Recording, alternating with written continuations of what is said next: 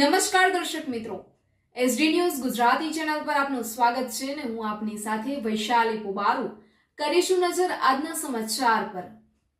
અરવલ્લીથી મેઘરજના Panchal road ચોકડી પર અસામાજિક તત્વોએ મચાવ્યો છે આતંક।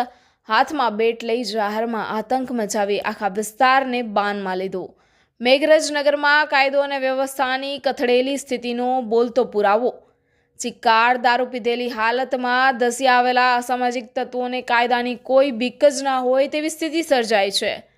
બેફામ બનેલા અસામાજિક તત્વોએ 2 થી 3 લોકોને બેટના ફટકા પર ફટકા મારી લોહી લુહાણ કર્યા હોવાની ચર્ચાઓ।